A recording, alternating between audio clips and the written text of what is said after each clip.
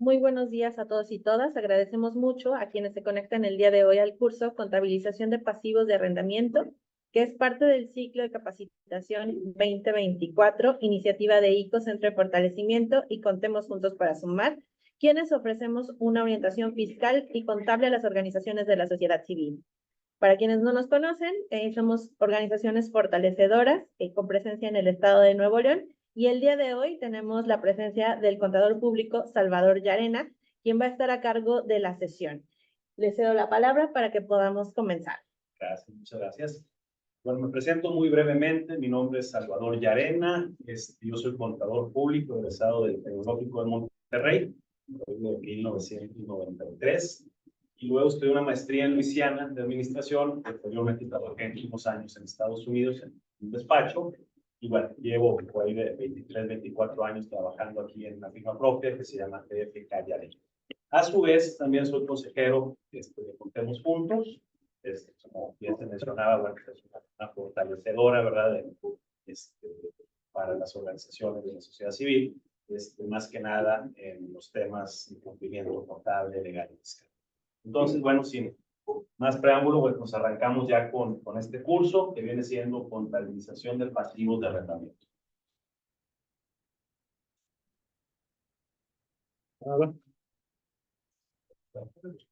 No, te ayudo.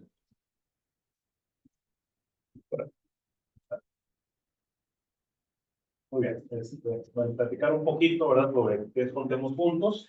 Esta fue una iniciativa impulsada, ¿verdad?, por la necesidad de contar con un sector social lo suficientemente fortalecido en el tema contable, legal y fiscal.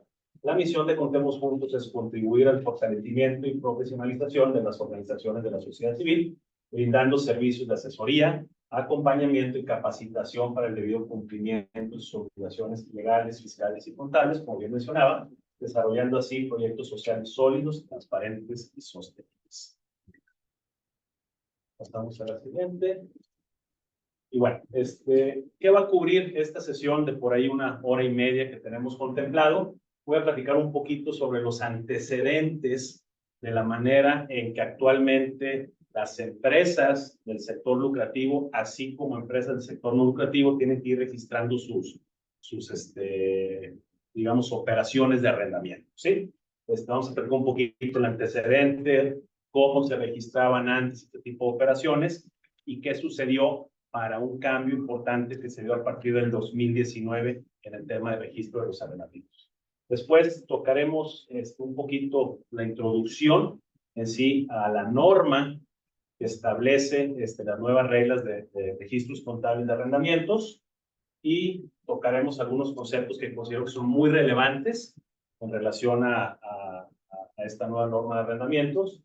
Posteriormente ya nos enfocaremos más al tema de cómo llevar los registros contables de un arrendamiento, es decir, la contabilidad, siempre desde el punto de vista del arrendatario, ¿sí? Asumiendo, ¿verdad?, que ustedes como OSC, pues normalmente, ¿verdad?, están del lado del cliente, es decir, del arrendatario y no del arrendador, ¿sí? Entonces vamos a estar cubriendo eso y después, pues todo esto que vamos a estar platicando lo vamos a aterrizar en un par de ejercicios prácticos que seguramente eso nos va a ayudar a todos a una mejor comprensión. Muy bien, pasamos a la siguiente termina. Bueno, como antecedentes, cuando hablamos de la nueva NIF de 5 arrendamientos, esta norma de información financiera trata tanto la identificación de contratos de arrendamiento, así como su registro contable, siempre desde el punto de vista tanto del arrendador como del arrendatario. Es decir, esta norma de información financiera que habla de los arrendamientos, hay una sección que te dice, si tú eres arrendador, tienes que registrar de esta manera, si tú eres arrendatario, tendrás que registrar de esta otra manera, ¿sí? Ese tipo de operaciones. Nosotros nos vamos a enfocar más en esta sesión, como bien comentaba, pues desde el ángulo del arrendatario, que es el que nos interesa a las OSCs, ¿vale? Quería platicar un poquito, no sé qué tanta familiaridad tengan ustedes con las normas de información financiera. Seguramente algunos de ustedes bastante, algunos otros no tanto, pero bueno, quería yo dedicarle un par de minutitos para explicar todo este tema de las normas de información financiera. Si ustedes ven este libro bastante ancho, muchas páginas, O sea, se hace cuenta que la Biblia del contador, no la Biblia del fiscalista, ¿verdad? El fiscalista normalmente, pues vemos la ley fiscal que te incluye impuesto sobre la renta, IVA, Código Fiscal de la Federación, más otros, algunas leyes adicionales del ámbito fiscal.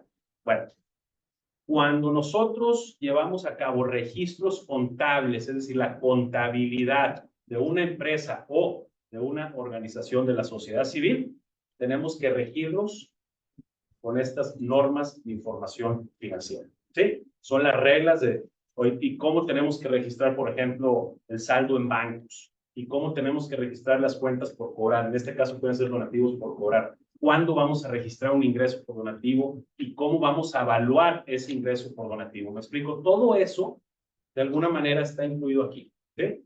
Y bueno, y en este libro en particular, que son las normas de información financiera, hay una norma específica que es la D5, que habla específicamente de arrendamientos. Esto le aplica tanto a una empresa, ¿sí? Que tiene fines lucrativos, como para las entidades no lucrativas. Para ambos tipos de organizaciones le aplica de la misma manera. ¿De acuerdo? Bueno, estas normas de información financiera son las reglas contables que tenemos que seguir la mayoría de las entidades o organizaciones que estamos aquí en México. ¿Sí? Por ejemplo, las empresas que cotizan en bolsa tienen que seguir unas normas que son las internacionales IFRS, pero la mayoría de las entidades, incluyendo el sector no lucrativo, son las OSCs, siguen las normas de información financiera mexicanas que les acabo de enseñar. Muy bien, esta norma de información financiera D5, NIF D5, sustituyó a lo que antes se llamaba boletín D5, ¿sí? Que estuvo ese boletín D5 o D5 vigente hasta el 2018. Es decir, esta nueva norma de información financiera D5 arrendamientos entró en vigor aquí en México para todas las organizaciones en el año 2019, ¿sí? 2019. Entonces, bueno, pues es relativamente nueva, ya no tan nueva, pero a partir del 2019 tendríamos que estar ya registrando nuestros arrendamientos de la manera que vamos a ver más adelante en el transcurso de esta sesión. La nueva norma D5 es el derivado de la búsqueda de una homologación con la nueva IFRS 16. ¿Cuál es la IFRS 16? Bueno, México, estas normas de información financiera que les acabo yo de enseñar, son las reglas mexicanas. Y esas reglas mexicanas que tenemos que seguir en México, de alguna manera, quien regula, que es el CINIF, es decir, es una organización, ¿verdad?, que es la que emite toda esta normatividad en México, lo que se está buscando es que cada vez más se vayan homologando las reglas contables en México con las reglas internacionales, con las normas internacionales que son las IFRS. Entonces, la idea fue que cuando entrara en vigor la IFRS 16 a nivel internacional, porque hay países que no tienen sus propias reglas contables, no tienen sus propias normas de información financiera. Entonces, ellos se agarran de las normas internacionales, de las IFRS, ¿no? Aquí en México se optó por tener nuestras propias normas que se fueran cada vez más homologando con la normatividad internacional, ¿sí? Entonces, cuando entra en vigor la IFRS 16, al mismo tiempo entra en vigor aquí en México la NIF D5 de arrendamiento, ¿sí? Es muy similar, o sea, las reglas son muy similares, y entonces de alguna manera, pues con eso también nos homologamos prácticamente en el instante con la normatividad internacional. ¿Sí queda claro? Muy bien, entonces, bueno, pues todo esto también es el resultado de un proyecto conjunto iniciado por el IASB, que es quien emite la normatividad internacional, y el regulador contable estadounidense, FASB.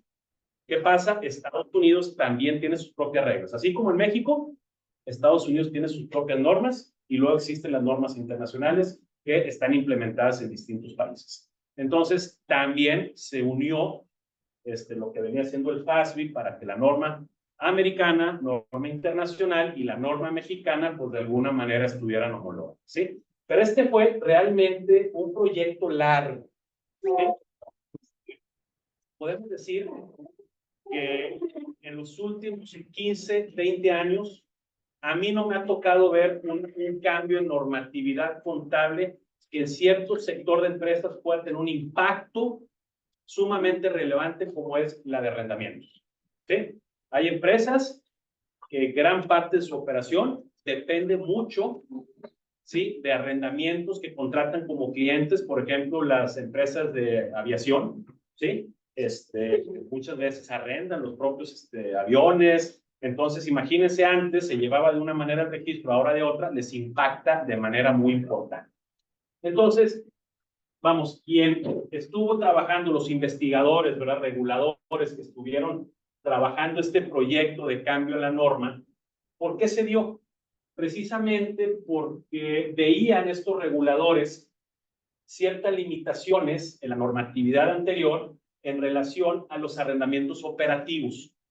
Normalmente, así, si separamos en dos los tipos de arrendamientos, que legalmente puede haber varios tipos, hablamos del arrendamiento financiero capitalizable y hablábamos del arrendamiento operativo, ¿no? El financiero era, lo más común son los automóviles, ¿no? Llegas, dices, hoy quiero un arrendamiento financiero, y prácticamente lo que está haciendo la arrendadora es un financiamiento, ¿sí? Era prácticamente como un préstamo, y luego al final tenías que hacer un pago, ¿verdad?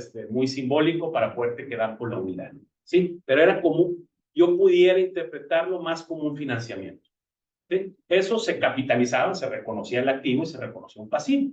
Pero también se tenía lo que es el arrendamiento operativo, que es la típica renta de un local comercial, de la renta de unas oficinas, etcétera, en donde tú vas, firmas un contrato, a lo mejor es por 1 año, 2, 3, 4 años, y vas pagando una renta mensual y vas reconociendo un gasto por renta cada mes, pero no hay un activo, ningún pasivo reflejado en la contabilidad, ¿sí? Entonces, lo que decían los reguladores es, oye, en los arrendamientos financieros no hay tema. En los arrendamientos operativos, como es la renta de un local comercial, si tú firmas un contrato por 3 o 4 años, tú ya tienes un compromiso, ¿sí? Ya hay un compromiso de tu parte. Entonces, es un pasivo. Pero por el otro lado, también tienes un activo. Es un activo por derecho de uso de ese local sobre el cual firmaron un contrato, el arrendador y el arrendatario. ¿Sí queda claro? Entonces, lo que te decían los reguladores es, oye, con las reglas que se tenían anteriormente de registrar los arrendamientos operativos como un gasto por renta de manera mensual, no estaba reflejando en la panza del balance general que tenías un pasivo, y tampoco estaba reflejando que tenías un activo, que es el derecho de uso. ¿Sí? Entonces, esas son las limitaciones, y realmente, bueno, pues había una exposición de riesgos, ¿verdad? Procedentes de ese tipo de contratos que no necesariamente estaban reflejados en la contabilidad de la empresa, ¿sí? O en el balance general de la empresa, ¿de acuerdo? Entonces, como les comentaba, fue un proyecto muy largo. Normalmente, cuando se dan cambios en la normatividad tanto internacional como mexicana, los reguladores o investigadores que trabajan en esos organismos que hacen la normatividad, les toma 1 año hacer, digamos, la propuesta de cambios a una norma. Se pasa un proceso de auscultación en los colegios profesionales de contadores, se recogen comentarios, y 1 año después sale el proyecto definitivo y entra en vigor. ¿Sí? Aquí estamos hablando de prácticamente 10 años, lo que tomó todo esto. ¿Sí? Entonces, para que puedan ustedes pues, sensibilizarse, ¿verdad?, de la importancia que tiene esta norma. O sea, en el 2009 ya empezaron a trabajar en esta norma a nivel internacional, o sea, con un discussion paper. 2010, un exposure draft. 2013, un segundo exposure draft. 2016 ya se emite la IFRS 16 arrendamiento, es decir, se emitió ya desde el 2016, pero los reguladores, es decir, el IASB, a nivel internacional, dice, señores, les voy a dar 3 años para que puedan implementar esta norma. Yo no me acuerdo ninguna otra norma donde nos dieran tanto tiempo a las empresas para prepararnos e implementar esa norma. Y si, ¿por qué 3 años? Bueno, pues es que imagínense las empresas que, vamos, que cotizan en bolsa, que a lo mejor tienen 500 arrendamientos, no sé, una empresa a lo mejor refaccionaria a nivel mundial, no AutoZone, por ejemplo, ¿no? ¿Cuántos locales comerciales tienen a nivel nacional, internacional? Para cada uno de esos contratos de arrendamiento, que legalmente son contratos de arrendamiento operativos, pues, se van a tener que hacer cambios, modificaciones en la manera de registrar, y entonces eso puede tomar mucho tiempo. Inclusive, a lo mejor cuando hablamos, oye, mi empresa tiene, o mi organización de la sociedad civil tiene un solo arrendamiento o 2 rentas que pagamos, bueno, pues eso lo puedes hacer, los cálculos en Excel y hacer un registro contable mensual. A lo mejor eso no toma tanto tiempo, pero en empresas grandes, corporativos, de mucho volumen de operación, pues imagínense hacerlo de manera manual o en un Excel, todo eso. Entonces, ¿qué pasa? Se tenían que preparar para inclusive hasta tener una herramienta tecnológica, un sistema, ¿verdad?, que pudiera automatizar más estos cálculos. Y luego también, no es quedarnos nada más en el tema del registro contable. Este cambio, la normatividad que se da, puede tener implicaciones inclusive en cuestiones legales. A lo mejor si se firmó un contrato de un préstamo con algún banco, el banco muchas veces te pone condiciones, no sé si han escuchado ustedes los covenants, que son condiciones que te pone el banco que tú debes de cumplir como empresa si quieres seguir con ese préstamo, ¿verdad? Y algunas de esas condiciones son razones financieras que tú tienes que cumplir. Entonces, al estar modificando esta norma y el tipo de registro contable, pues quizá si tú haces una razón financiera bajo la norma anterior, no te va a salir igual que bajo la nueva norma, ¿no? Y puede haber un impacto importante que te haga no cumplir con lo que te establece el contrato del préstamo bancario. Entonces, ¿qué pasa? Pues se le dio tiempo a estas empresas. ¿Para qué? Pues para que vayan con los bancos, vayan renegociando todos esos covenants o esas razones financieras que tenían que cumplir. Hablamos también, pues, con la gente de sistemas para desarrollar, ¿verdad? O automatizar más estos cálculos. Y también inclusive, pues los directivos de las empresas muchas veces sus bonos dependían pues también de llegar a una cierta utilidad antes de intereses, ¿verdad? Lo que es el famoso EBITDA, ¿sí?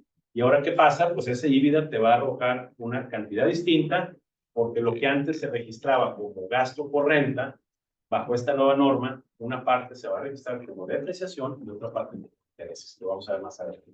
¿Sí? Pues todo eso te cambia también. Entonces, sí dan cuenta de la magnitud que tiene este cambio, sobre todo en empresas muy grandes, ¿no?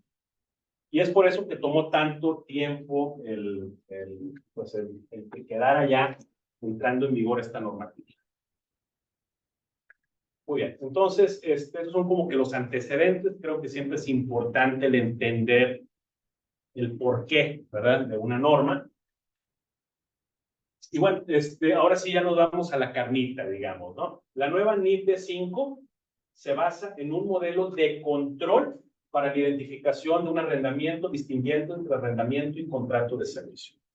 El boletín D5 anterior, el que estuvo en vigor hasta el 2018, no era tan detallado como este. O sea, como que ese boletín asumía que si tú tenías un contrato, que en el contrato te mencionaba el concepto de un arrendamiento, tú ya dabas por hecho que es un arrendamiento y que por lo tanto tienes que diferenciar si es operativo o capitalizable financiero, y en base a esa identificación, pues era la manera como íbamos a registrar, ¿sí? Esta nueva norma da un paso hacia atrás. Dice, a ver, espera, antes de regular cómo se debe registrar un contrato de arrendamiento, primero vamos a ver si ese contrato, aunque diga textualmente arrendamiento, realmente debe ser considerado como un arrendamiento o como un contrato de servicio. ¿Sí? Así que, claro, o sea, es un paso atrás. O sea, todavía decir, antes de decirte cómo registras un arrendamiento, primero hay que identificar si realmente, para efectos contables, debemos considerar este contrato como un contrato de arrendamiento o como un contrato de servicios. Vamos a ver más adelante cuáles son esos requisitos o limitaciones para poder decir si es uno o es el otro. Asimismo, se generaron cambios muy significativos en la contabilidad del arrendatario. Para no confundirnos, arrendador es el que cobra la renta, ¿verdad? Arrendatario es el que paga la renta, recibe el beneficio del uso del bien, ¿sí? Muy bien. Entonces, decimos, se generaron cambios muy significativos en la contabilidad del arrendatario. Los arrendamientos operativos, que son como lo que mencionaba, de la renta de un local comercial o de la renta de las oficinas, de la organización, etcétera. Anteriormente estaban off balance, ahorita les voy a explicar qué significa eso. Entran ahora al balance general, eliminándose la diferenciación entre arrendamiento capitalizable y operativo. Esta nueva norma, ¿qué me dice? Para el arrendatario, Una vez que tú ya identificaste que sí era un arrendamiento y no un contrato de servicio, ya no me importa si es operativo o es financiero el arrendamiento. ¿Sí? Tú vas a tener que registrarlo de la misma manera. ¿De acuerdo? Antes, el financiero, como comenté en un principio, registrabas un activo, ¿verdad? Que era el activo que estás arrendando, y registrabas un pasivo, que era lo que le debías, pues, a la arrendadora, ¿verdad? Pero, inclusive ya te daban tu tablita de amortizaciones y todo. Cuando tú haces un contrato de renta, pues no tienes una tabla de amortizaciones ni nada, simplemente el arrendador te firman un contrato, ¿verdad? Los dos, dice la renta mensual por este año va a ser 10,000 pesos y cada 1 de enero se va a actualizar en base a la inflación, ¿sí? Y entonces, pues, ¿qué registrábamos como arrendatario? Gasto por renta cada mes, gasto por renta, pero no veíamos un pasivo, por el total de los pagos que teníamos que hacer en ese plazo de arrendamiento que firmamos, y tampoco veíamos un activo por el derecho de uso de ese local comercial. ¿Sí? Entonces nos dice la nueva norma, como esos arrendamientos operativos estaban off balance, es decir, no veíamos un activo y no veíamos un pasivo, dice, ahora ya se elimina esa diferenciación para efectos contables. Legalmente y fiscalmente, en el caso de las empresas que sí pagan impuestos, se sigue manejando como se manejaba anteriormente. Para efectos contables, todos estos arrendamientos capitalizables o operativos los vamos a registrar como si fueran financieros. ¿Sí? Muy bien. Se aplica un modelo único de arrendamiento en el que se reconocen todas las rentas en el balance general. Es decir, vamos a tener más pasivo y más activo, ¿sí?, de lo que tenemos en nuestro balance. Como si fueran compras financiadas, con excepciones limitadas para los arrendamientos a corto plazo y arrendamientos de activos de bajo valor. Ok, les comenté que ahora sí todos los arrendamientos operativos se va a asumir como si fueran financieros o capitalizables, pero no les había comentado. Hay unas excepciones, ¿sí?, que nos permite la norma para poder seguir registrando arrendamientos operativos como lo hacíamos anteriormente. ¿Sí? Y es cuando esos arrendamientos son a corto plazo o activos de bajo valor. Más adelante vamos a profundizar sobre esos dos conceptos, sobre esas excepciones. ¿Ok? Por el contrario, prácticamente no se generaron cambios en la contabilidad del arrendador. Quizá a lo mejor la parte del arrendador no les interesará mucho a ustedes, pero bueno. El arrendador ahí sí sigue reconociéndolo como capitalizable, si es financiero, sigue reconociendo como un arrendamiento operativo, si es operativo, en su contabilidad. Así casi no hubo cambios. O sea, los cambios fueron en la contabilidad, principalmente del arrendatario. ¿Sí queda claro? Muy bien.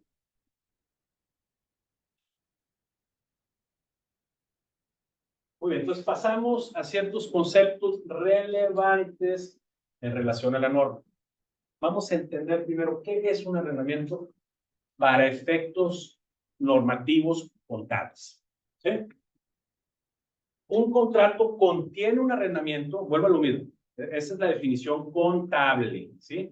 Para definir cómo vamos a registrarlo en la contabilidad, que puede ser distinto a la definición para efectos legales, ¿sí? Dice, para que se considere que existe un arrendamiento en un contrato, tienes que identificar si se otorga al cliente el derecho a ejercer control del uso de un activo identificado durante un periodo de tiempo a cambio de una contraprestación. Aquí la clave, ¿cuál es? Control. Tú le tienes que ceder el control al arrendatario para que no se considere como un contrato de servicios y se considere como un arrendamiento. Si no hay control, si no se le cede el derecho de ejercer control al arrendatario, se considerará entonces como un gasto por servicios y se reconocerá tal cual gasto por un lado, ¿verdad?, y pasivo por el otro. Ya después cuando se paga, pues es el pasivo y se irá directamente en una OSC, en el estado de actividades, en una entidad con fin de lucro, en el estado de resultados. ¿Sí? Un ejemplo de ello. Sí, vamos, ahorita voy a tocar esto y les voy a dar unos ejemplos que creo que eso se los va a dejar más claro. Claro. Muy bien, entonces, ¿qué entendemos? Ahorita ya entendimos de entrada, como que esto es así medio secuencial. ¿Qué entendemos? Bueno, para que sea arrendamiento, se le tiene que otorgar al cliente el derecho de ejercer control sobre el uso de un activo identificado durante el periodo de tiempo a cambio de una contraprestación. Entonces, dice, por el contrario, si el contrato no otorga al cliente el derecho de ejercer control del uso del activo identificado, es decir, no te lo está cediendo, entonces se interpreta que no es un arrendamiento y el registro contable es como cualquier otro gasto por servicios. Ahora sí, bueno, pues sí, qué padre, ¿verdad? Ok, sí, se el control, pero bueno, ¿y qué es control? ¿Qué entendemos por control? Se considera que existe control por parte del cliente si el cliente tiene derecho a obtener sustancialmente todos los beneficios económicos procedentes del uso de un activo identificado y tiene derecho a dirigir el uso de dicho activo. Si se cumplen estas dos características, entonces el arrendatario sí tiene control sobre el activo. Me preguntarán ustedes, ¿y a qué nos referimos como derecho a obtener sustancialmente todos los beneficios económicos procedentes de un activo identificado? ¿Qué es un activo identificado? Lo que está rentando, ¿no? Pero, digo, cuando es un local comercial, pues tú sabes, ¿verdad? La misma renta te dice la dirección y el espacio, los metros cuadrados que corresponde, lo que tú quieras. Pero les ha tocado a ustedes casos en donde a lo mejor haces un contrato con alguna empresa que aparentemente les está rentando una impresora muy sofisticada. Hay casos, ¿verdad? Hay empresas que dicen, oye, ¿sabes qué? Todas las impresoras, láser acá muy fregonas y todos son rentadas. Pero si el contrato no te establece, a lo mejor el contrato te establece las características que tú le estás solicitando que debe cumplir la impresora, pero si no te establece, es tal con tal número de serie, ¿sí? Y entonces no necesariamente es un activo identificado, es un servicio que te están dando. Porque si puede llegar el arrendador mañana y decirte, oye, ¿sabes qué? Te la cambié por otra, pero te da el mismo uso y las mismas características que tú me habías pedido, porque a lo mejor el arrendador lo que hace es, puede ser que dice, oye, firmé el contrato contigo por 3 años, pero al año le conviene venderla. ¿Sí? Entonces es que, mira, ya te la estoy cambiando por otra, déjame, me la llevo y yo la vendo por otro lado. Entonces, no te está otorgando, o sea, no tienes el control, porque a lo mejor pues va a llegar el arrendador y dice, oye, pues yo te puse la máquina, yo te puse la impresora aquí, ¿dónde está? Ah, no, pues pues está ahí en mis oficinas de allá de Saltillo. Oye, es que no se puede hacer eso. ¿Sí me explico? Entonces, ¿sí pueden ver ustedes esa diferencia? En cambio, si te dice, a ver, la renta es el número de serie, tal, es por 3 años y después de los 3 años platicamos y no te la voy a cambiar ni nada, y ahí sí te está pasando el control al cliente, ¿sí? Y aparte, si no lo limita al cliente, decir, oye, yo la puedo usar aquí, la puedo usar allá, o la puedo subarrendar si quiero, pues claramente sí se le está pasando, otorgando el derecho de control al cliente.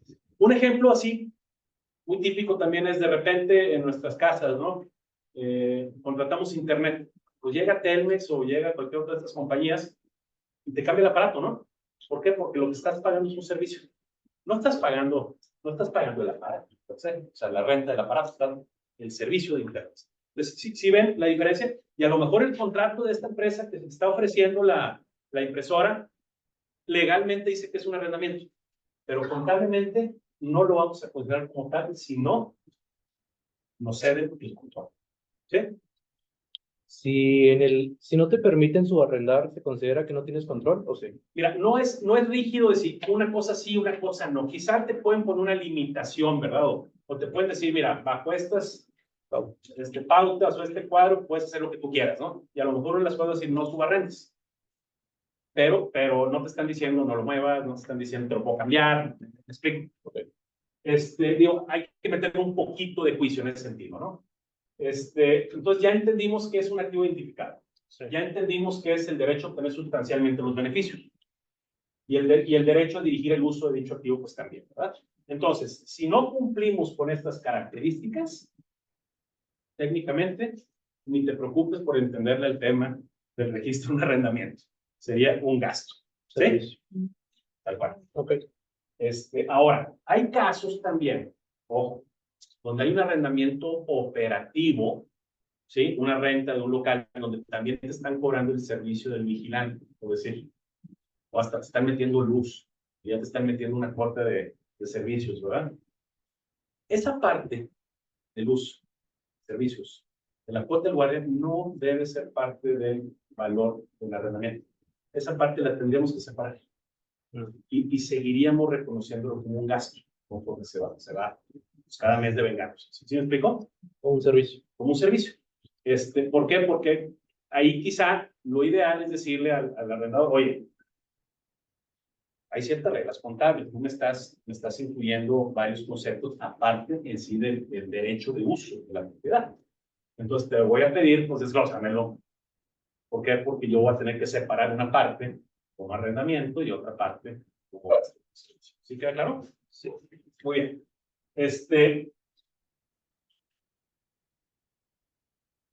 Perdón.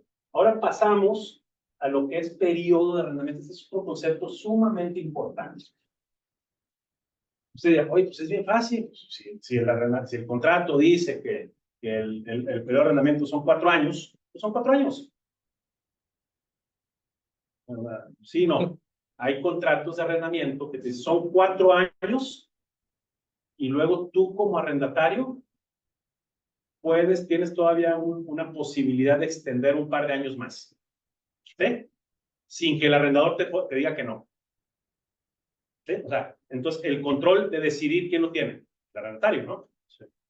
Obviamente siempre y cuando seas cumplido con tus pagos y lo que tú quieras, ¿no? Pero si se lo deja el arrendador o el contrato a que el arrendatario decida si quiere una extensión, entonces, es posible que el contrato de arrendamiento no sea por 4 años, o sea, por 6, ¿no? ¿Sí estamos de acuerdo?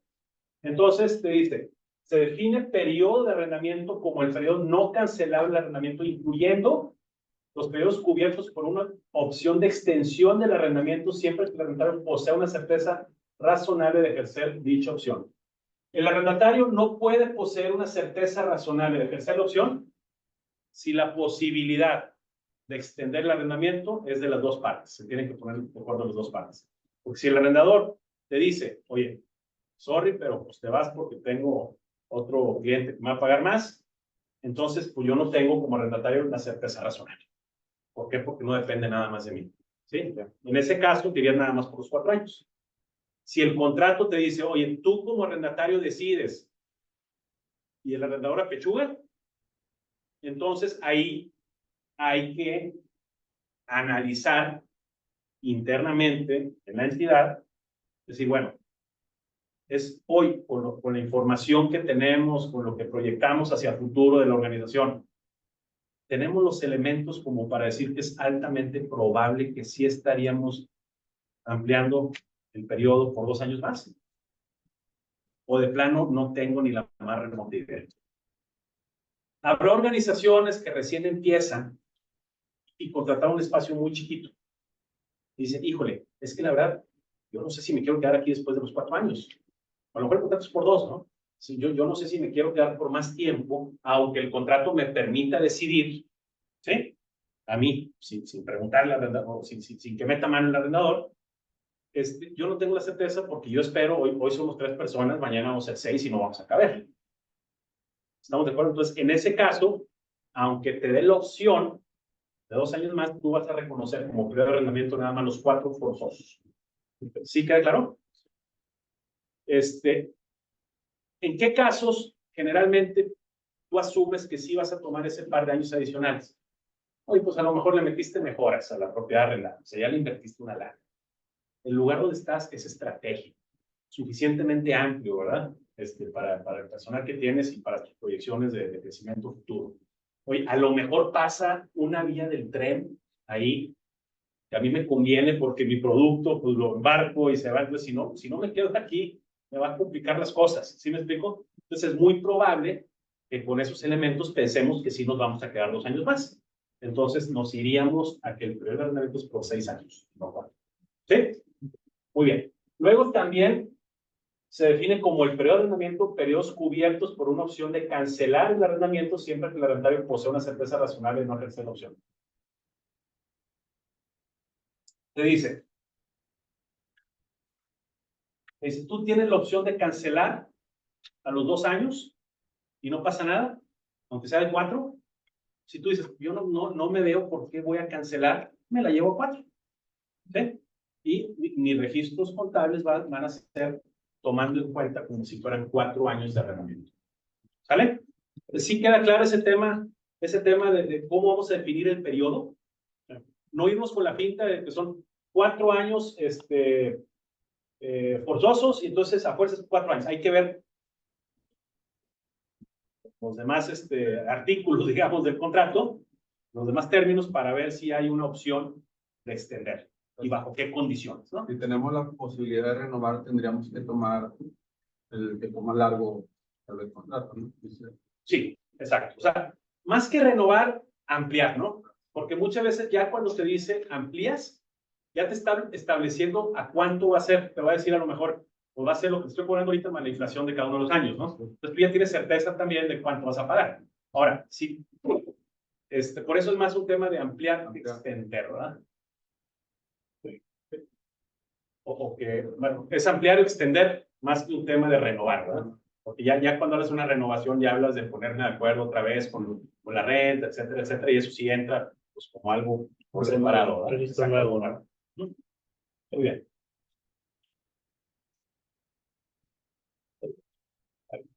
Bueno, ahora sí, me voy al tema de las excepciones. Y se acuerdan que lo comenté en un principio, decíamos, bueno, se exceptúa la obligatoriedad del reconocimiento de las rentas en el balance general como si fueran compras financiadas solo bajo 2 circunstancias. Ya te dice, todos los operativos, haz de cuenta que fueran arrendamientos financieros. Pero yo, como regulador, la norma, te doy chance, como entidad, es decir, bueno, si tu arrendamiento contiene activos de bajo valor, es decir, oye, pues a lo mejor estoy rentando una computadora, y la computadora vale 10,000 pesos. ¿Sí? A nivel global de los números que maneja la empresa es muy poco significativo. ¿Sí? Entonces, ¿sabes qué? Te permite llevar, digamos, reconocer contablemente como si fuera un gasto corriente, ¿sí? Como se decía anteriormente. ¿Sí? ¿Cuál es la regla para decir bajo valor? Aquí en México no hay una regla que te diga 5,000 pesos o menos o 10,000 pesos, en base al nivel de materialidad que tú identifiques dentro de la unidad. A lo mejor para un Cemex el nivel de materialidad son millones de pesos, ¿verdad? Y para una empresa chiquitita, pues son 5,000 pesos, ¿no? Entonces todo es relativo en ese sentido. ¿Sí? Luego tenemos arrendamientos a corto plazo. Si el periodo de arrendamiento que ya definimos es de 1 año o menos, también te permite reconocer como si fuera gasto corriente. ¿Sí? Entonces, oye, pero si me dice, si el contrato es por 1 año y luego me da chance de renovar otros 2 más a opción del arrendatario, estamos hablando que probablemente pueda ser de 3, ¿no? ¿Sí? Y no de 1, entonces sí se tendría que capitalizar. Si no te da la opción y tú te vas año por año y se acaba el año y el arrendador te puede decir, I'm sorry, te vas, pues entonces tenemos que reconocer el activo y el pasivo por 1 año, como periodo de arrendamiento. ¿Sí, claro? Y si es 1 año, perdón, como 1 año. Y si es 1 año, pues hola. Me emocioné. Entonces, si es menor a 1 año, te da la oportunidad la norma a reconocerlo como un gasto por renta también. ¿Sí queda claro? Sí. 2 excepciones, ya sea que el activo sea de bajo valor, aunque el periodo de arrendamiento sea mayor a 1 año, pero como es tan chiquito y poco significativo, por practicidad te lo puede llevar como un gasto. ¿Okay? Y luego tenemos arrendamientos que tienen un periodo de arrendamiento menor a 12 meses. Perfecto. Pasamos a la siguiente, gracias. Muy bien. Bueno, vamos a entrar, antes de entrarle ya a unos ejercicios prácticos, creo que esto que conceptualmente vimos nos va a ayudar a que sea más claro. Quisiera yo también platicar o tratar de redondear lo que acabamos de comentar ahorita. Ok, les he mencionado que los arrendamientos, siempre ya desde el ángulo del arrendatario, que los arrendamientos financieros siempre se han reconocido como financieros capitalizados, ¿verdad? Normalmente en un arrendamiento financiero, ¿qué es lo que veíamos? ¿O cómo lo registrábamos anteriormente? Se firmaba un contrato, imagínense que estamos arrendando un automóvil, arrendamiento financiero. Normalmente el arrendamiento financiero, ¿cuál es la diferencia entre un arrendamiento financiero y un arrendamiento puro? Con el financiero, el arrendador ya está recuperando su inversión. Se asume que acabas el contrato de arrendamiento, te van a poner un último pago muy simbólico, que seguramente lo vas a hacer, tú como arrendatario, porque te conviene quedarte con la unidad y después venderla, ¿verdad? En su caso, o seguir usando. Y entonces el arrendador ya con eso que te cobró, ya recuperó la inversión. Entonces, si lo vemos así muy técnicamente, pues es como si fuera un financiamiento, ¿sí? Un préstamo, prácticamente. ¿Estamos de acuerdo? Entonces, eso es como se han reconocido anteriormente. Pues se reconocían, ya veía la tabla de amortizaciones, a lo mejor el valor del auto eran 500,000 pesos, por decir, que te están arrendando, entonces tú reconoces un activo por 500,000 pesos y un pasivo por 500,000, que al final no pagabas 500,000, pagabas más, ¿no? Porque pagabas intereses. Pues cada mes, pues tú hacías un pago, una parte del pago se aplicaba a un interés, a un gasto por interés, y otra parte disminuir el principal. Y así cada vez que ibas haciendo pagos, reconocías un gasto por interés, ibas disminuyendo el pasivo, ¿no? Por un lado. ¿Sí? Disminuyes el pasivo hasta que quedara después de los 48 meses o 36 meses, dependiendo de la duración del contrato, te quedaba un pasivo de cero. Y por el lado del activo, ese activo que reconociste de 500,000 pesos, se iba a depreciar. ¿Sí? Por el periodo del contrato. ¿Sí? Si el periodo del contrato es 48 meses, lo deprecias a los 48 meses. ¿Sí? ¿Queda claro? O si tú tenías la expectativa de que te ibas a quedar con él y ibas a seguir utilizando, entonces te ibas en base al mejor estimado de la vida útil del tiempo de transporte en su caso. ¿Sí? Muy bien. Así eran los arrendamientos financieros. Y los arrendamientos operativos, como la renta de un local comercial o la renta en las oficinas de la organización, pues eran un contrato por 2 años, 3 años, en donde si yo sumo el total de lo que voy a pagar es X cantidad, no iba a reconocer un activo y un pasivo. Iba simplemente a reconocer la renta mensual, me la llevaba al gasto, la pagaba, el siguiente mes reconocía otro gasto, lo pagaba y así me iba. ¿Sí? Pues no veías nada en el balance general. ¿Estamos de acuerdo? Bueno. ¿Qué pasa? Te dice, cambio de norma, todo lo que era operativo, interprétalo como si fuera financiero. Ah, caray. Oye, pero el arrendador me va a seguir dando una factura donde dice gasto, donde dice ingreso por renta de ellos, ¿no? ¿Sí? Eso no va a cambiar, ¿no? No va a cambiar. Oye, entonces no va a coincidir el tema fiscal con lo contable. No, no va a coincidir el tema fiscal con lo contable. Por eso en las organizaciones que tienen fines de lucro, se hace una conciliación contable fiscal donde partes de la utilidad contable para llegar a la utilidad fiscal y esas son partidas en conciliación. ¿Sí? Porque es un criterio distinto del contable fiscal. Aquí en las OSC no debemos tener ese problema porque no hay per se una conciliación contable fiscal, ¿verdad? No hay una diferencia temporal.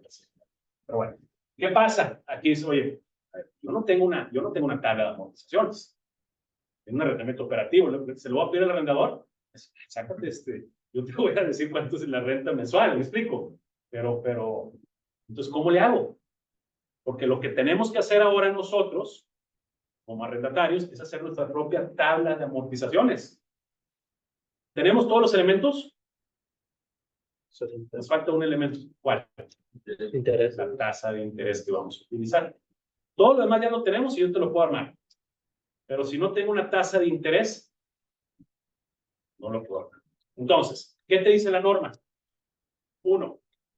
Si tienes la información de la tasa de interés implícita en el contrato, entonces utiliza esa tasa de interés. ¿Qué es tasa de interés implícita? Pues es la que te da el arrendador. En los arrendamientos financieros sí te establece en el contrato la tasa de interés que te están cobrando, ¿no? Pero si es un arrendamiento operativo, pues no te la van a dar. Entonces, ve, si no tienes tasa de interés implícita, tasa de interés de referencia. Ah, caray, ¿qué es tasa de interés de referencia? Dice, bueno, tú tendrías como arrendatario que checar. Imagínense que el contrato que estoy firmando es por 5 años. Es decir, si yo buscara comprar un activo parecido al que estoy arrendando, con un financiamiento de 5 años, por decir, ¿cuánto sería la tasa de interés que me estuvieran cobrando? Pues un 10, 12, 11, esa pudiera ser la tasa de interés de referencia. La verdad es que tampoco es tan fácil a veces estar rentando un local comercial, no está así tan sencillo. Entonces te da la oportunidad la norma de irte a una tasa de interés libre de riesgo, que generalmente lo interpretamos como CETES. ¿Sí? Es más o menos como está la tasa de los CETES, y puedes utilizar esa tasa como referencia. ¿Sí? Entonces ya tenemos, ahora sí, la tasa de interés que vamos a utilizar para hacer nuestra tablita de amortizaciones, y derivados de tabla de amortizaciones vamos a poder identificar los registros contables que vamos a llevar a cabo. ¿Sí? ¿Sí queda claro? Porque tenemos el valor del activo. De alguna manera, ¿verdad? ¿Cómo lo tenemos? O sea, del activo por derecho de uso. ¿Cómo lo tenemos? En un arrendamiento operativo. Todos los pagos que voy a hacer. Pero nos tengo que traer a valor presente. ¿Cómo los traigo a valor presente? Aplicando esa tasa de interés. ¿Sí? Entonces, ya entendiendo esto conceptualmente, nos vamos al... perdón, hoy no hemos sacado el material. Bueno, ya entendiendo eso, nos vamos a ir a un ejercicio, un par de ejercicios, que todo esto que estamos platicando conceptualmente, lo vamos a ver así como que la práctica, ¿no? Pero bueno, antes de eso, me voy, ya como que me adelanté, ¿no? Pero bueno, contabilidad arrendataria. ¿Cómo tenemos que reconocer? De entrada, firmamos el contrato, yo ya tengo un activo y un pasivo. ¿Sí?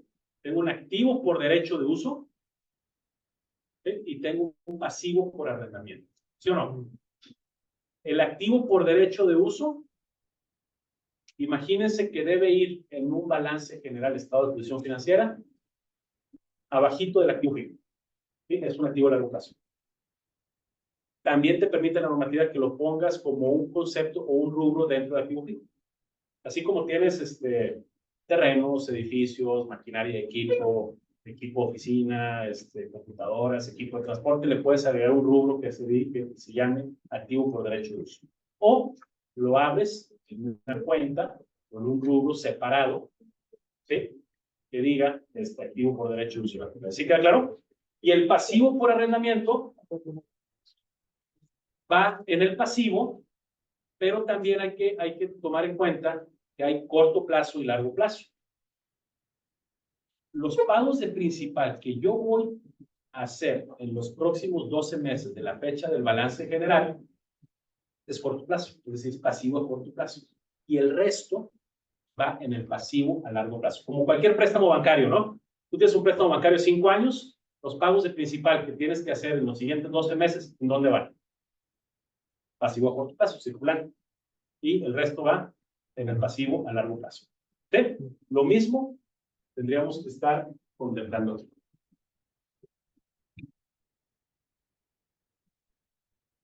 Ya nos vamos a la evaluación.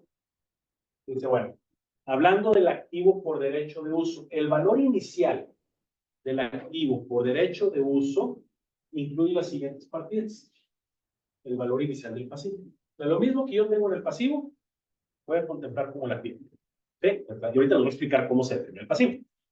Pero si aparte tienes que hacer un pago inicial, ya sabes que de repente firmas un contrato de arrendamiento y te dicen, oye, los gastos del notario, ¿verdad? O los gastos de apertura de crédito, de apertura de arrendamiento, todas esas cuestiones van como costo directo, e inclusive también te puede decir, el primer pago me lo haces firmando el contrato.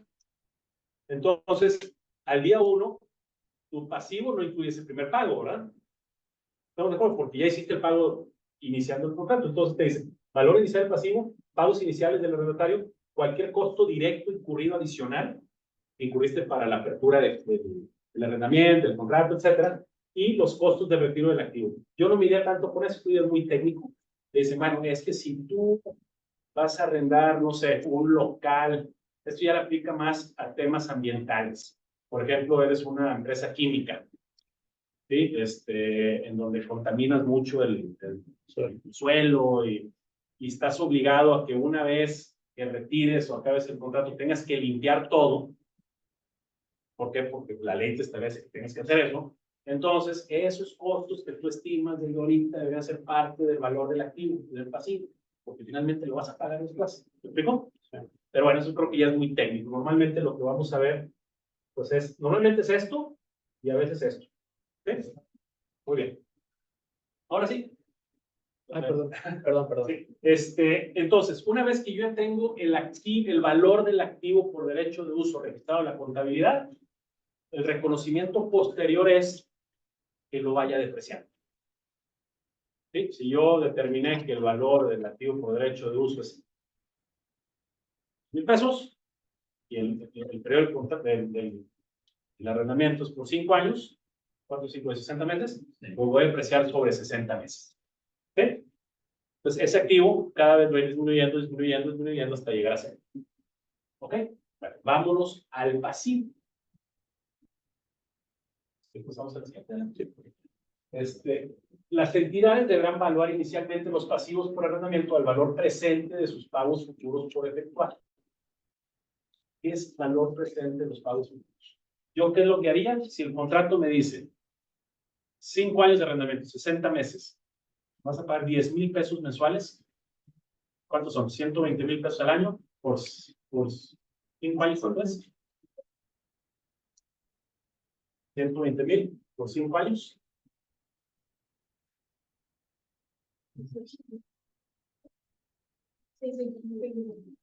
600,000 pesos. 600,000 pesos. ¿Ese va a ser mi pasivo por arrendamiento? No. Va a ser menos. Esos 600,000 pesos yo me los tengo que traer a valor presente. Porque yo voy pagando 12,000 pesos o 10,000 pesos enero, febrero, marzo, abril, mayo, junio. Pero hay un efecto de inflación, ¿estamos de acuerdo? Sí. O sea, no es lo mismo pagar hoy 10,000 a pagar 10,000 en 6, 8, 10 años, y en 6, 8, 10 meses. Cada pago te lo tienes que traer a valor presente. Cada pago a valor presente. Cada pago a valor presente. Entonces, en lugar de que sean, dijimos cuánto, 600,000 pesos, a lo mejor aplicándole la tasa de interés anual del 10%, creo que habíamos estimado, por decir, a lo mejor en lugar de 500 va a ser 390,000, por decir. Ese sería el valor del activo. Pues cada vez que pero tú sabes que vas a pagar ¿cuánto? 600. Sí. Bueno, ese diferencial, ¿qué va a ser? El interés. El interés que va a ser.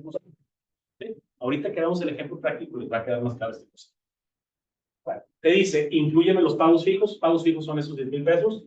Pagos variables, a lo mejor también los que dependen de un índice. Hay contratos de arrendamiento que son a lo mejor por 2 años, 3 años. Dicen, mira, págame 10,000 pesos y no te voy a meter inflación. ¿Sí? Son pagos fijos. Pero a lo mejor te dicen, págame 10,000 pesos hoy, actualizamos cada año, cada 6 meses y puedo aumentar por los índices de inflación. Ustedes hacen los pagos variables. ¿Sí? Pero los que dependen de un índice, incluyen los que dependen de un desempeño futuro. Digamos, caray, ¿a poco existen ese tipo de contratos? Sí. Si ustedes van al aeropuerto, ¿no? Sabían que los que pagan, los locales que pagan una renta y aparte les hacen un corte de manera mensual y tienen que pagar un porcentaje de lo que venden. ¿Sí? Ese porcentaje de lo que venden no es arrendamiento. ¿Sí? ¿Sí queda claro? El pago fijo que tienen que hacer así en automático sí es arrendamiento. Lo demás no es. Pagos opcionales. Bueno, en el caso de un arrendamiento financiero, ahora ese pago opcional que haces al final para quedarte con la propiedad, pues también lo incluyes. Y si hubiera algún tema de garantía de valor de sueldo, tienes que pagar también. El reconocimiento posterior, es decir, esto es al principio. El reconocimiento posterior irá incrementando el pasivo por el interés de vengado, luego se paga, pero en pocas palabras, cada vez que hagas un pago, te vas a aplicar una parte principal y una parte de interés. Y va a ir disminuyendo. ¿Sí? Hasta llegar a 0. Ahora, pregunta. ¿Y qué pasa cuando cada año me actualizan la renta? Por inflación. Por el tema de la inflación, por el tema de los índices de inflación. Bueno, nosotros cuando firmamos el contrato, yo no tengo idea si la inflación va a ser 1%, 5, 10 o 20. Lo que sí tengo una certeza, digo, es que no va a ser menos, ¿verdad? No va a ser una inflación. Casi, ¿verdad? Entonces tú asumes que va a ser la misma renta que estás pagando hoy. Al principio. 5 años, 10,000 pesos, 600,000. Yo parto de los 600,000 y me lo traigo a valor presente. ¿Sí? Pero al final del año, y ese va a ser mi activo y mi pasivo, ¿estamos de acuerdo? Con lo que estoy arrancando, yo voy depreciando y voy disminuyendo el pasivo conforme vaya haciendo pagos. Pero ¿qué pasa el año? Dice, oh, ya no son 10,000. Ahora van a ser 10,500 pesos por vas a poder lograr. Yo tengo que actualizar mi tabla de amortizaciones, ¿sí? En enero del siguiente año. Entonces ya no voy a aplicar el tema de... Entonces voy a tener que hacer lo mismo como que estuviera arrancando, pero con un periodo menor de arrendamiento. En lugar de 5 años va a ser 4. Por lo que me queda. Ese diferencial, por aumentar el valor de 10,000 a 10,500 de los pagos, me va a aumentar el pasivo y me va a aumentar el activo. Es decir, el MOI, el monto original de la inversión del activo por derecho de uso. ¿Sí? Entonces, cuando yo deprecie, ya no voy a depreciar sobre el MOI original, el monto original del activo, sino ya sobre lo que me queda, pero ya incluyendo pues eso que tuve que aumentar el pasivo y el activo. ¿Sí? ¿Ok? Pasamos a la siguiente. Y bueno, como reglas de presentación en el balance general, ya lo había yo comentado, bueno, ¿qué vamos a ver? O sea, imagínense una foto ustedes del balance general, pues ¿qué vas a ver? Vas a ver un activo por derecho de uso y un pasivo por arrendamiento que antes no lo veíamos, ¿verdad? En arrendamientos operativos. Y ya como comentaba, ¿verdad? Hay que diferenciar el activo por derecho de uso y el pasivo por arrendamiento, ya sea mediante la presentación separada en el balance general o, en su caso, en el estado financiero. ¿Qué pasa? Lo que les decía, ¿no? Puedes tenerlo como parte del activo fijo en el balance, pero luego ya, cuando abre la nota de los estados financieros, pues sí tienes que precisar que hay una parte que es activo por derecho de uso. A eso lo referimos, ¿sí? Bien, pasamos a la siguiente. En el estado de resultados, ¿qué vamos a ver? Imagínense que no tengo arrendamientos financieros, puro arrendamiento operativo. Si ustedes ven la foto de un estado de actividades, estado de resultados, ¿no? ¿Qué veían normalmente ustedes cuando tienen un arrendamiento operativo? La contabilidad. Gasto corriente. ¿Sí? Como parte de los gastos operativos. Hoy, ¿qué van a ver? No van a ver gasto corriente. Van a ver un gasto por depreciación en la medida de derecho de uso y van a ver un gasto por interés sobre los pagos que estamos haciendo los arrendamientos. ¿Ya ven la diferencia? Y va a ser la misma cantidad cada año si yo sumo el gasto por depreciación y el gasto por interés de lo que yo estaba registrando como gasto por renta, no necesariamente. No va a ser la misma cantidad. Al final del contrato de arrendamiento de los 5 años, si yo sumo el total de la depreciación y el total del interés, sí me va a dar al total del gasto por renta si me lo hubiera llevado como un arrendamiento operativo bajo la norma anterior. ¿Sí? Sí me hubiera dado. Pero el total del periodo de arrendamiento, no necesariamente lo mismo en cada ejercicio. ¿Sí? Porque acuérdense que en los primeros años tengo un interés mayor que va a ir disminuyendo porque cada vez el principal, pues sale un solvento disminuye. ¿Sí? Entonces eso hace como que bajo esta norma le cargo más al gasto los primeros años y va disminuyendo. Y cuando no teníamos esta norma y el arrendamiento operativo me lo llevaba el gasto directamente, era constante. ¿No? ¿Sí? Muy bien. Pasamos a la siguiente. En el estado de flujos de efectivo, acuérdense que una organización de la sociedad civil, cuando hablamos de estados financieros básicos, ¿cuántos estados financieros son? 3. 3. ¿Cuáles son? Balance general o estado de posición financiera, estado de actividad, muchos dicen estado de resultados. En una entidad no lucrativa, son estados de actividades. Y tenemos el estado de flujos de efectivo. Oye, y el estado de cambios y el capital contable, no tenemos capital social. Oye, pero sí tenemos movimientos en el patrimonio. Bueno, en el mismo estado de actividad ya se refleja el movimiento en el patrimonio del ejercicio. ¿Sí? Bueno, entonces, al tener un tercer estado financiero, que es el estado de flujos de efectivo, también existen cambios precisamente por la modificación de la norma, ¿no? Entonces, los pagos en efectivo por el principal del pasivo por arrendamiento entra dentro de las actividades de financiamiento. Antes, si tú agarras un estado de flujos de efectivo, tú no ibas a ver en la sección de financiamiento pago de interés, ¿verdad? Iba a estar en operación como renta. Cambia. Pagos que son, bueno, por el pasivo por y también en sí los pagos de principal del pasivo por arrendamiento tampoco los ibas a ver como un pago de principal en la sección de financiamiento del estado de flujos. Y luego también la depreciación. La depreciación es parte de la sección de inversión. Tampoco ibas a ver una depreciación antes. Ahora sí la ves. ¿Sí queda claro? Entonces, esos son los grandes cambios que estaremos viendo en los 3 tipos de estados financieros básicos de una organización de la sociedad civil, derivado de los arrendamientos, por el cambio en la normatividad de los arrendamientos, ¿no? Muy bien, creo que con esta concluimos lo teórico, nos vamos a lo práctico.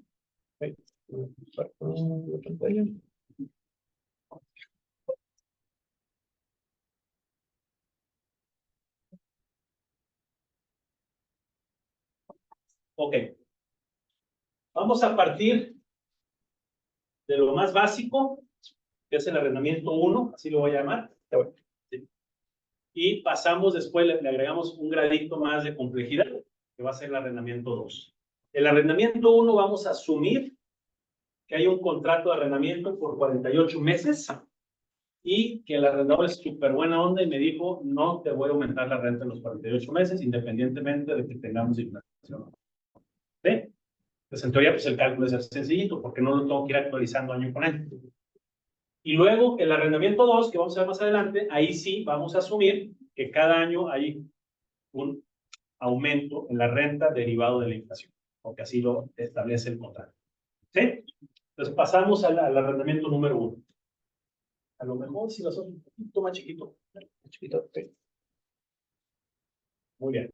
Entonces, esto que tenemos aquí es lo que yo necesito, estos 4 renglones, ¿verdad?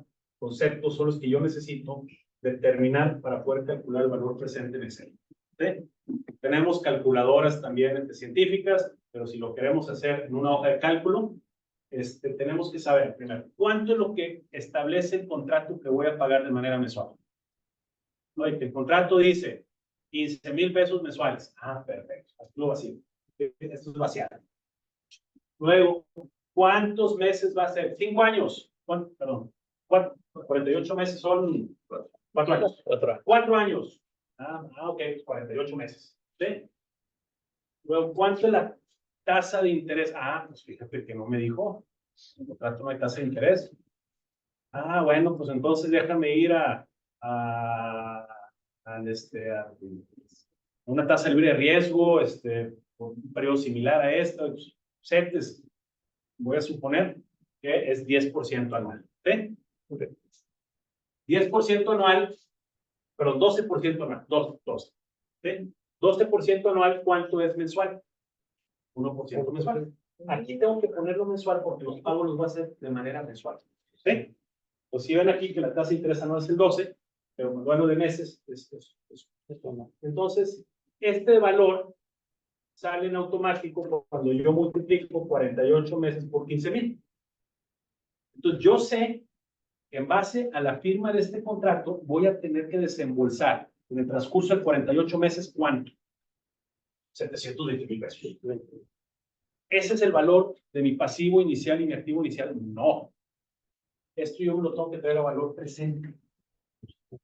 Actualizar a valor presente, tomando en cuenta esta tasa de interés. ¿Sí? Entonces, esto de 720 se convierte ¿a cuánto? A 569, que es lo que yo voy a registrar originalmente como mi activo y mi pasivo. Entonces, y la diferencia, porque si voy a pagar esto, la diferencia entre esto y esto, ¿qué va a ser? Los intereses. ¿Sí? Ya. Entonces, si quieres seleccionar aquí, Alan, para que el auditorio pueda ver, pueda ver la fórmula.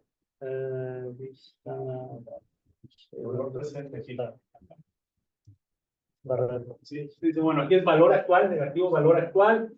C5, que es la tasa de interés mensual.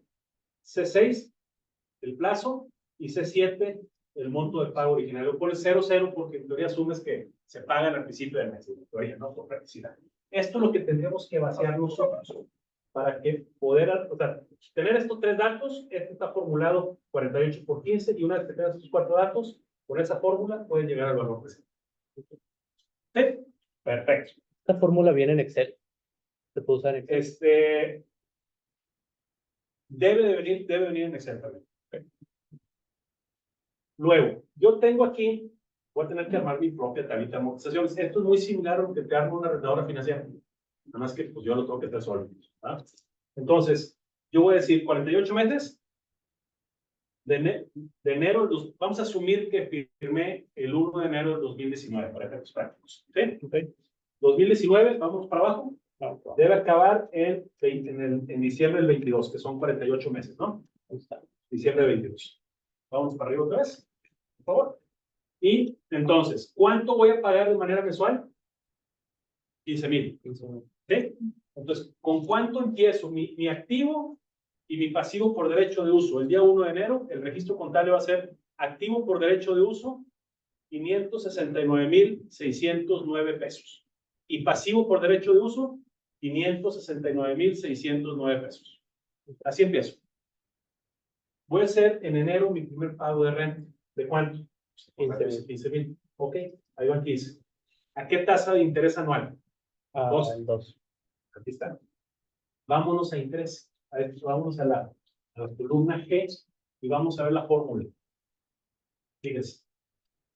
De estos 15,000 pesos, tomando en cuenta que yo debo 569,000 como un préstamo, cuando yo hago este pago de 15,000, ¿cuánto es de interés? ¿Cuánto interés se generó en un mes? Yo por deber 569,000 pesos a una tasa de interés del 12%, ¿cuánto gasto por interés estoy generando el primer mes? Entonces, C12, que es saldo inicial, saldo insoluto, por E12, entre 12, ¿verdad? Porque pues, un año son 12 meses. Sí. ¿Sí? Entonces, ahí yo puedo determinar, si quieres nos regresamos acá, yo puedo determinar que de los 15,000 pesos yo le tengo que aplicar a interés 5,696. ¿Sí? Y consecuentemente el resto, para llegar a los 15,000 pesos, se le tiene que aplicar a principal. Entonces, al inicio del segundo mes, ¿cuánto le debo yo al arrendador técnicamente? Como si fuera un préstamo. No va a ser 569,000 menos 15,000. Va a ser los 569,609 menos 9,304. ¿Sí? ¿Estamos de acuerdo? Sí. Porque eso es lo que le voy a disminuir al principal. Lo otro es un gasto por interés. Entonces, ¿qué pasa? Pues en febrero mi saldo insoluto es 560,305. Si ustedes ven, la diferencia entre 569 y 560 son los 9,304. ¿Sí? Entonces va bajando mi saldo inicial. Pago 15,000. Pago 15,000 en febrero. El pago que se va a aplicar a interés son 5,603, por obvias razones, porque mi saldo insoluto es menor. Y el resto se lo aplico principal. Y así me voy mes a mes, a mes, a mes, a mes. Se dan cuenta que cada mes va a ser menos a interés y más a principal. ¿Sí? Vámonos mes a mes. Ven cómo va disminuyendo esto y va aumentando esto. Es como un financiamiento de un carro, ¿verdad? Al final, tu último pago de 15 es casi puro principal y poco interés. Pero al principio, andas pague y pague y pague y no le estás bajando nada al principal, como un préstamo, una casa, ¿no? ¿Sí? Es lo mismo aquí. Exacto. Entonces, al final, último pago. ¿Cuánto debía yo al cierre? Al cierre de diciembre. Yo debía 14,851. Pero tengo que hacer un pago de 15. El resto es interés.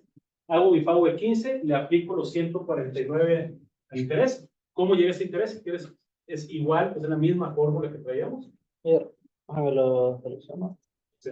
Sí, es C59. ¿Cuánto dice C59? 15,000 por E59, 12% entre 12, ¿no? Y eso es, por yo deber 14,000 pesos, me generó un interés mensual de ¿cuánto? De 149, utilizando una tasa de descuento del 12%. Entonces, al final, ¿qué quiere decir? Que yo ya me quedo en ceros. 14,851, 149, y yo aquí ya no debo nada. Fíjese que el total de los pagos por renta fueron 720,000 pesos. ¿Coincide con el total? Sí. Fue determinado antes de llevarlo al valor presente. Bueno. Y luego el valor presente coincide con esto, con el principal. Y la diferencia entre 720 y 569 son los 153,91. En el transcurso de 48 meses me llevé al estado de resultados, estado de actividades, con un gasto por interés. ¿Sí queda claro? Muy bien. Pasamos entonces, no es para abajo. Y bueno, qué padre que ya tenemos la tabla de amortizaciones. Eso me va a ayudar a identificar el registro contable de los intereses y de la disminución del pasivo, ¿no? Y luego, ¿y qué pasa con el activo por derecho de uso? ¿Ese qué onda? Ah, bueno, pues entonces una vez teniendo esa tabla, yo ya sé que mi MOI original, que voy a registrar, ¿cuánto va a ser? 569609, igual que pasivo, ¿se acuerdan? Pues iniciamos. 569609. Depreciación del año, ¿cuánto va a ser? ¿Cuántos años es el periodo del arrendamiento? 4. 4. ¿Cuántos meses son? 48. 48. ¿Cuántos meses voy a depreciar en el primer año? 12. 12. Entonces, 569, 4 años, 142,402, ¿no? Al cierre del primer año, tengo una depreciación acumulada de 142,402. ¿Estamos de acuerdo? Sí. Valor neto de libros es mi MOI menos mi depreciación acumulada, son 427. Segundo año, ¿cuánto voy a depreciar? Lo mismo. Tercer año, lo mismo. Y cuarto año, lo mismo. ¿Sí? Al final del cuarto año, ¿cuál va a ser mi valor neto de libros? 0. Como cualquier depreciación de cualquier activo fijo. ¿Sí queda claro? Entonces ya van viendo ustedes cómo va disminuyendo el pasivo por un lado, por la tabla de amortizaciones, y cómo va disminuyendo el activo, pues una vez que hacemos estos cálculos. Obviamente, pues esto lo tenemos que hacer de manera mensual, ¿verdad? O sea, la depreciación se calcula de manera mensual y el interés también. ¿Sí? O sea, son registros de cierre mensuales como cualquier otro registro de depreciación o de pago de intereses que haces en un préstamo bancario. Vámonos al asiento inicial. Como comentábamos, es un cargo activo por derecho de uso. Es una cuenta de activo en la balanza general por los famosos 569,601. Y abono al pasivo por arrendamiento por la misma cantidad. ¿Sí?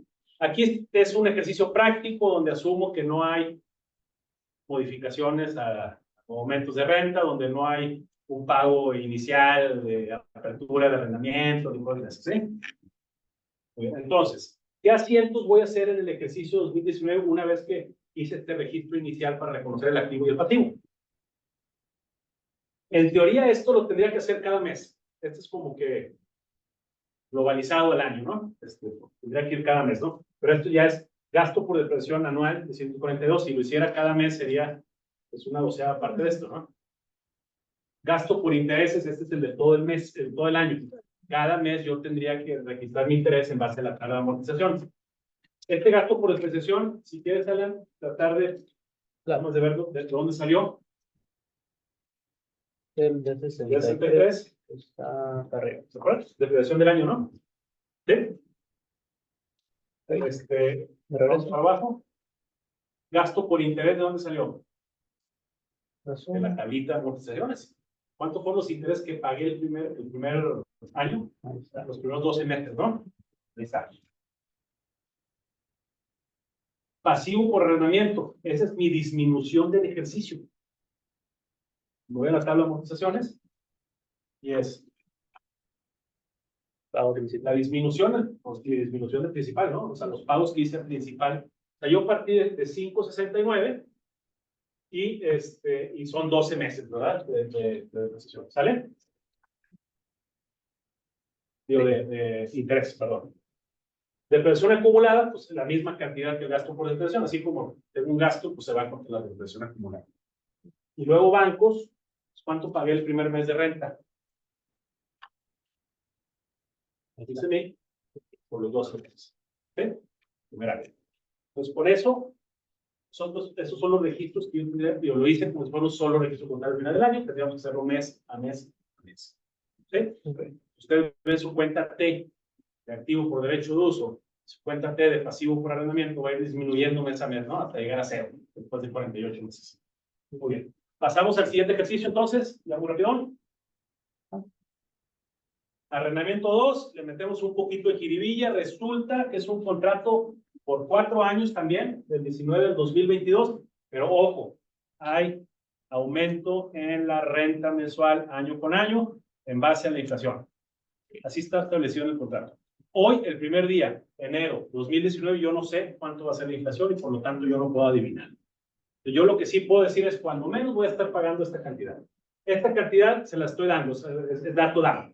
Imagínate que el contrato de arrendamiento dice, es otro contrato, no es el mismo que vimos anteriormente. Esta es una empresa más grande, una bodega más grande y le cobran renta de 153,108 pesos. ¿Sí? El arrendador le dice al arrendatario en el contrato, son 153,108 mensuales y aumenta por inflación cada año. Yo voy a asumir que este dato dado también, que la inflación hizo que aumentara de 153 a 161. Pero esto yo lo voy a saber hasta el 1 o a principios de enero, ¿verdad? Del siguiente año. 2021 va a aumentar de 161 a 166, una inflación pequeñita. Dato dado, se lo estoy dando yo. Y 178 en 2022. ¿Sí queda claro? Entonces, en un principio, yo tengo que partir de lo que sé. Yo sé que mi renta, cuando menos, si no hubiera, en el caso hipotético que no tuviésemos inflación, cuando menos voy a estar pagando 153, 108. Yo arranco mi tabla de amortizaciones como si fuera todo de esa cantidad. Por eso vamos a ver. Igual, también estoy diciendo que el interés es 12% anual, voy asumiendo lo mismo, 48 meses. Entonces, si yo multiplico 153,000 por 48 meses, llego a los 7,340,000. Aplico la misma formulita. Resulta que mi saldo inicial a la apertura del crédito, pero no el crédito de arrendamiento, es 5,814,117. Ese va a ser mi valor inicial del activo y del pasivo. ¿Estamos de acuerdo? Sí. Bueno. Pago por renta. Se movió. Mira, así bien rápido, no, vamos a poner este. Ok. Un segundo. ¿Está acabado? Sí. Y todos estos iguales.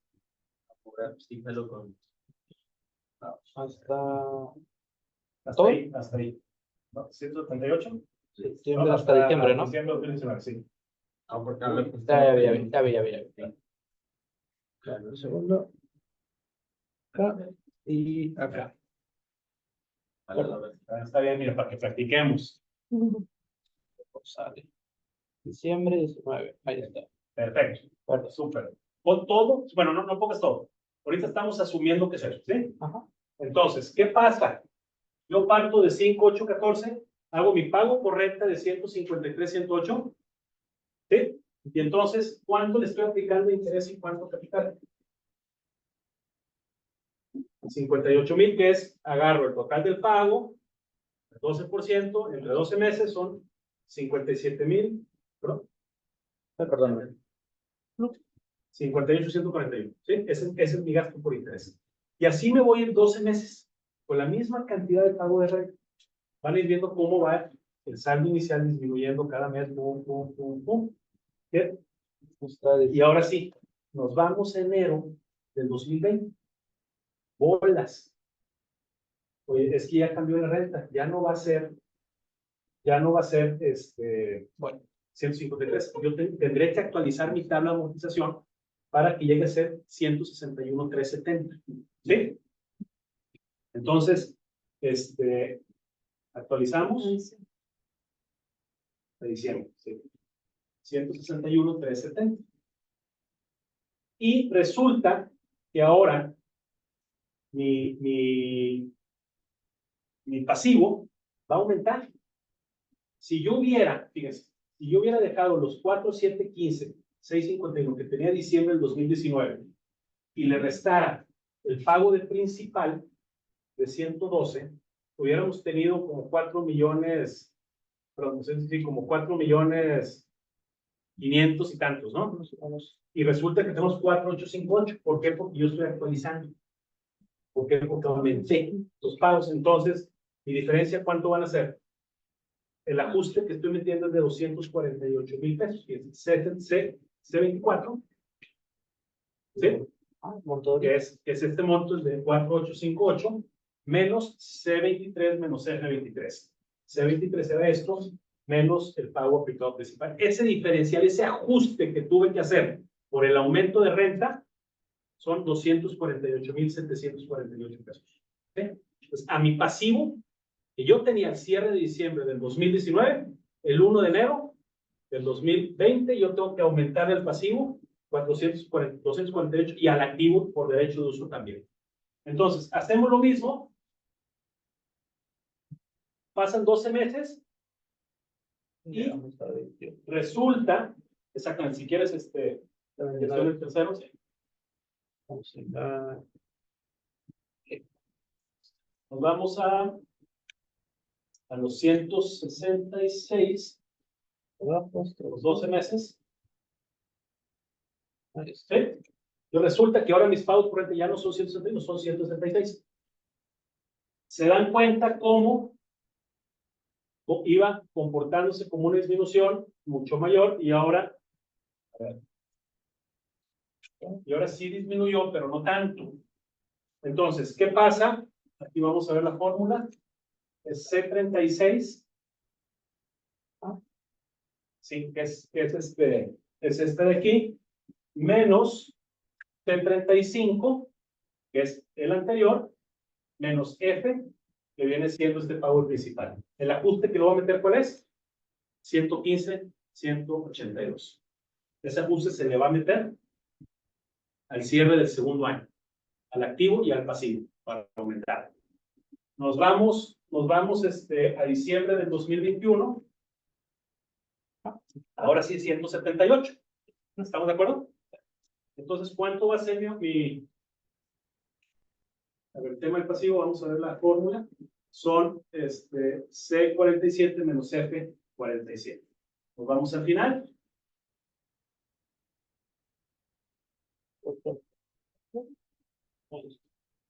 ¿Se dan cuenta cómo al cierre del ejercicio debía 176, 321, pago por renta de 178, le aplico 173, al saldo que tenían implícito y lo demás a intereses?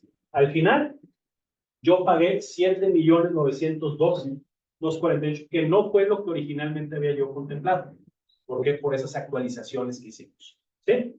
Y pagué un interés mayor a la diferencia entre esto y esto, ¿verdad? ¿Por qué? Porque se fue actualizando, ¿no? Entonces, yo con esto ya tengo mi tabla de amortizaciones para registrar el pasivo, registrar los intereses y mis actualizaciones al pasivo y al activo. Vámonos a la depreciación, cálculo de depreciación. Originalmente, Ahí está. originalmente teníamos 5.814.000 en el MOI, ¿se acuerdan? Como saldo inicial, Nota original. el 19, depreciación del año, que venía siendo una cuarta parte de esto. Depreciación acumulada es lo mismo, valor neto en libros de 3.360.000. Pero resulta que mi valor neto en libros, que no lo vimos en el ejemplo anterior, porque aquí sí tuvimos que actualizar rentas, mi valor neto en libros se modifica. ¿Por qué cantidad? ¿Se observa aquí? Viene siendo el valor neto en libros, es este diferencial que es lo que veíamos como aumento en el pasivo por el hecho de haber aumentado la renta. Si nos vamos arriba, El primero, ¿no? súmale 248 y vas a llegar a ese diferencial, ese ajuste en el valor neto de libros, ¿sí? Ok. Entonces, ¿qué pasa? Mi segundo año, mi depreciación no va a ser la misma que el primero.